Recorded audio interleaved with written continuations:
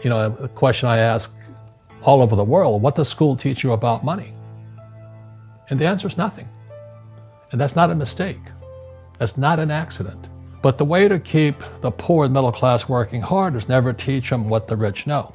So if you read Rich Dad, Poor Dad, which came out in 1997, Rich Dad's lesson number 1, the rich don't work for money. Don't you touch that stuff. It's what the rich teach their kids about money, the poor and middle class do not.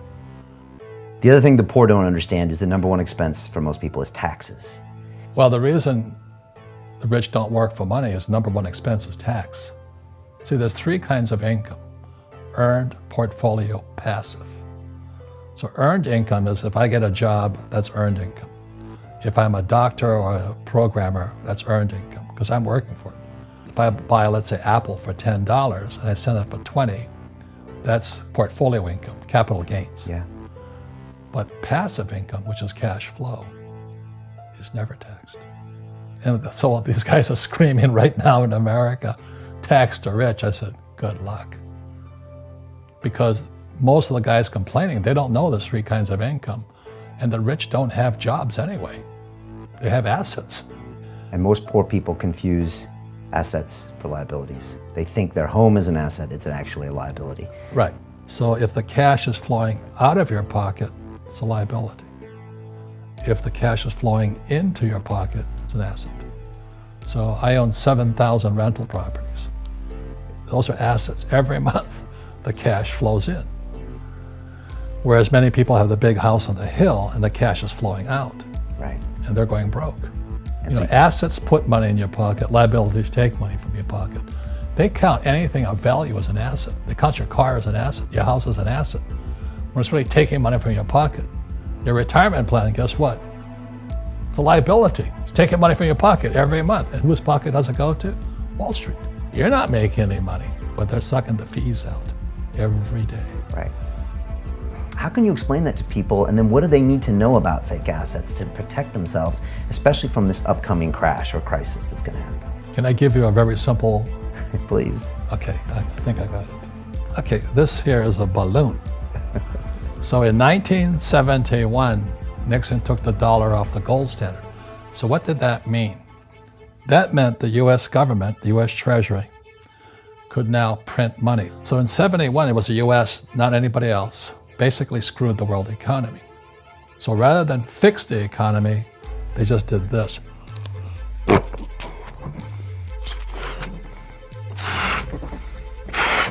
So 87, there was, you know, the real estate, everything's getting expensive, inflation's going crazy in the 80s. Right.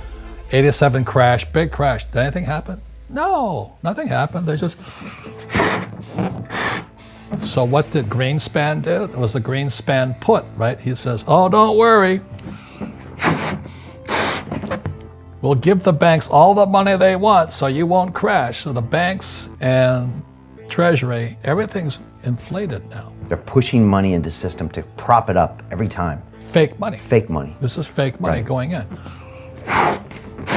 So 2008, that's when everybody was into derivatives and, you know, pumping this baby up. And it did nearly come down. Some Lehman came down and Bear Stearns was wiped out. And it was like this. So what did Bernanke and those guys do? More. So after 2008, they just kept pumping it. And it's getting worse. So now we have the stock market, this one area of the economy, all-time highs, floating on fake money. And then all these companies started borrowing money, so the economy's good, and, you know, unemployment's low and all this. They say there's no inflation, but have you seen the price of food, real estate, and student loans, and medical? It's a bubble, you know? So now what's going to happen is the baby boomers, my generation, are going to start to retire. And there's no money there. Social Security is broke, pensions are broke, the students are broke. You know, they're screwing everybody with debt. So let me ask you a question. This is making me nervous. I know. This is called, not economics, this is called bubblenomics. But they'll never teach you this in school. Why do they keep printing money? Because they want to save something. Because it's an addiction. You know, this is like heroin. The moment you take that one hit, they say, okay, I'll quit next week. And the economy gets worse, so they go. So anyway, this is what's going on in the world economy today. So the baby boomers are going to retire now. Student loans are bust. So do you have to be an economist to say what's going to happen?